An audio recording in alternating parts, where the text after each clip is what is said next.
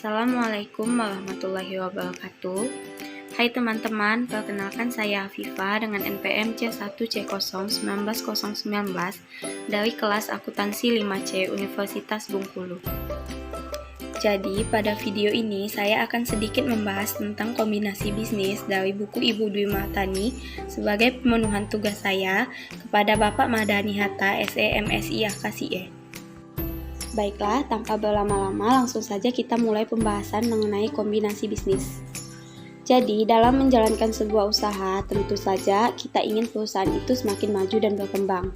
Dalam perkembangannya ini dapat terjadi melalui dua proses, bisa dari pertumbuhan organik, yaitu pertumbuhan perusahaan secara natural akibat peningkatan skala usaha dan pendirian usaha baru.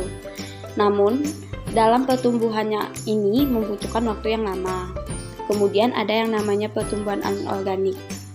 Pertumbuhan anorganik ini yang artinya pertumbuhan perusahaan akibat akuisisi dan pembelian perusahaan yang sudah berjalan atau bisa kita sebut sebagai kombinasi bisnis. Nah, teman-teman tahu nggak sih kenapa suatu perusahaan ingin melakukan kombinasi bisnis? Jadi, secara umum kombinasi bisnis ini dilakukan agar entitas tersebut menjadi lebih besar dan berkembang. Namun, terdapat beberapa motivasi lain mengapa perusahaan ingin melakukan kombinasi bisnis. Seperti yang pertama, menjadikan entitas lebih besar. Tentu saja, dengan menggabungkan dua perusahaan atau lebih, itu membuat suatu entitas menjadi lebih besar daripada sebelumnya. Kemudian yang kedua, menghindari pengambil alihan oleh entitas lain. Jadi misalnya ada perusahaan yang sudah berkembang dan cukup terkenal ingin melakukan pengembangan terhadap usahanya. Namun, ia membutuhkan investasi dana dari pihak lain agar perusahaannya lebih berkembang. Nah, perusahaan yang memiliki kelebihan dana dapat melakukan kombinasi bisnis, seperti contohnya akuisisi untuk perusahaan tersebut. Dengan melakukan akuisisi ini, perusahaan tersebut juga memperoleh keuntungan lebih dari akuisisi yang ia lakukan. Lalu yang ketiga itu mensinergikan sumber daya yang dimiliki. Maksudnya dengan penggabungan dua perusahaan atau lebih, tentu saja dari sumber daya yang dimiliki itu lebih meningkat, baik dari sumber daya modalnya ataupun sumber daya manusianya. Yang keempat, kompensasi yang diterima manajemen terkadang dikaitkan dengan ukuran perusahaan. Jadi semakin besar perusahaan tersebut, maka kompensasi yang akan dia dapatkan juga akan semakin meningkat. Nah, yang terakhir meningkatkan kebanggaan entitas.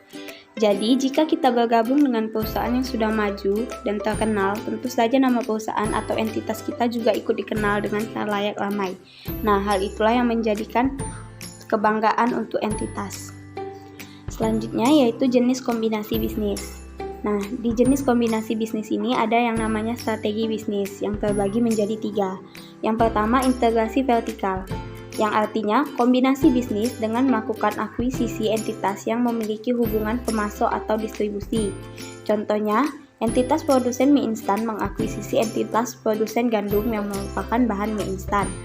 Nah, kemudian bisa juga terhadap yang pendistributor seperti entitas mie instan mengakuisisi retail yang menjual produk mie instan. Kemudian yang kedua, integrasi horizontal, artinya kombinasi bisnis ini dilakukan melalui entitas yang menghasilkan produk sejenis atau produk yang berkaitan. Misalnya entitas produsen mie instan tadi mengakuisisi entitas produsen kecap, saus, ataupun makanan kecil lainnya yang bahan bakunya sejenis dengan mie instan. Yang terakhir, konglomerasi, yaitu kombinasi bisnis dengan melakukan akuisisi entitas yang tidak memiliki hubungan dengan entitas tersebut. Nah, jadi antara pengakuisisi dan yang diakuisisi itu tidak terjadi kesamaan. Bisa jadi produk mie instan mengakuisisi suatu perusahaan otomotif yang jelas-jelas dalam pekerjaannya itu berbeda. Kemudian dari bentuk entitas. Bentuk entitas ini terbagi lagi menjadi 3. Yang pertama itu merger. Merger adalah kombinasi bisnis yang dilakukan dengan menggabungkan dua atau lebih entitas yang mana entitas yang diakuisisi tersebut dibubarkan, serta semua aset dan liabilitasnya diambil alih oleh pihak yang melakukan merger. Nah, misalnya PT A melakukan merger dengan PT B, maka PT B itu harus dibubarkan dan aset serta liabilitas dari PT B diserahkan atau diambil alih oleh PT A. Yang kedua, konsolidasi, yaitu kombinasi bisnis dengan membentuk entitas baru yang akan mengambil alih semua aset dan liabilitas entitas yang bergabung. Contohnya, PTA dan PTB melakukan konsolidasi, maka baik PTA ataupun PTB itu sama-sama harus dibubarkan, dan akan terbentuklah PTC dari liabilitas dan aset antara PTA dan PTB tadi. Yang ketiga yaitu akuisisi, yaitu membeli kepemilikan entitas yang diakuisisi, namun entitas yang diakuisisi tetap berdiri dan hanya saja dikendalikan oleh entitas yang pengakuisisi. Contohnya, PTA mengakuisisi PTB. Nah, PTB tetap berdiri dan melakukan operasional seperti sebelumnya, hanya saja PTB sekarang dikendalikan oleh PTA sebagai pengakuisisi dari PTB. Dalam standar akuntansi keuangan, PSAK 22 mendefinisikan bisnis adalah suatu rangkaian terpadu dari kegiatan dan aset yang mampu dikelola dengan tujuan memberikan hasil dalam bentuk dividen, efisiensi biaya, ataupun manfaat ekonomi lainnya yang secara langsung kepada pemilik entitas. Kombinasi bisnis sendiri menurut PSAK 22 adalah transaksi atau peristiwa di mana suatu entitas memperoleh pengendalian atas entitas lain. Nah, pengendalian ini juga didefinisikan pada PSAK 22 sebagai kekuasaan untuk mengatur kebijakan keuangan dan operasional suatu entitas untuk memperoleh manfaat dari aktivitas entitas tersebut. Selanjutnya kita akan membahas tentang pengakuan dan pengukuran aset dan liabilitas. Dalam suatu kombinasi bisnis, akuisisi dilakukan terhadap aset dan liabilitas yang dapat menghasilkan goodwill. Jika akuisisi tidak dilakukan secara penuh, maka bagian yang tidak diakuisisi tersebut dianggap sebagai kepentingan non-pengendali. Nah, pihak pengakuisisi mengukur aset teridentifikasi yang diperoleh dan liabilitas yang diambil alih dengan nilai wajar pada tanggal akuisisi.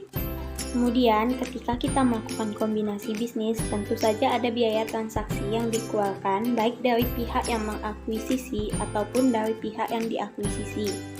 Nah, biaya tersebut biasanya mencakup biaya makelar, advis, hukum, akuntansi, penilaian, biaya profesional atau konsultasi lainnya, biaya administrasi umum dan biaya pendaftaran, serta penerbitan efek utang dan efek ekuitas.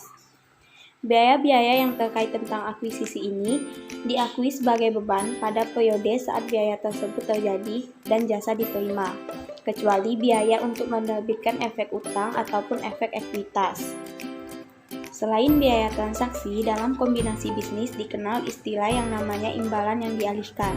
Jadi imbalan yang dialihkan itu artinya pihak pengakuisisi membayar imbalan kepada pihak yang diakuisisi atas akuisisi yang dilakukan. Nah, pada prinsipnya, akuisisi ini adalah pembelian sebuah bisnis. Seperti halnya pembelian suatu aset secara tunai, maka imbalan yang dialihkan atas pembelian tersebut adalah kas. Tetapi imbalan dalam kombinasi bisnis dapat juga berupa non-kas atau lainnya, efek utang atau efek ekuitas yang diterbitkan oleh pihak pengakuisisi. Selanjutnya yaitu goodwill. Apa sih itu goodwill? Jadi goodwill adalah aset yang diklasifikasikan sebagai aset tak berwujud. Goodwill akan terjadi ketika harga perolehan dari entitas yang diakuisisi lebih tinggi dibanding dengan nilai wajar entitas yang diakuisisi. Artinya, pada saat terjadi goodwill, pihak pengakuisisi membeli dengan harga yang lebih mahal dari nilai wajar entitas yang diakuisisinya. Untuk mengetahui goodwill yang diperoleh dari suatu kombinasi bisnis, maka dapat dihitung dengan menjumlahkan imbalan yang dialihkan, yaitu biaya yang dikeluarkan pihak pengakuisisi, ditambah kepentingan entitas yang sebelumnya dimiliki. Misalnya, perusahaan tersebut sudah melakukan akuisisi terhadap perusahaan ini senilai berapa persen, maka itu dijumlahkan, ditambah dengan kepentingan non-pengendali, yaitu pihak lain yang juga memiliki hak di perusahaan itu, kemudian dikurang dengan aset teridentifikasi yang diperoleh atau liabilitas yang diambil alih, atau bisa dikatakan nilai buku dari perusahaan tersebut. Mungkin itu saja beberapa penjelasan mengenai kombinasi bisnis dari saya. Apabila ada kurang saya mohon maaf, pada Tuhan saya mohon ampun. Semoga bermanfaat bagi yang menonton. Saya akhiri, wabillahi taufiq wal hidayah. Wassalamualaikum warahmatullahi wabarakatuh.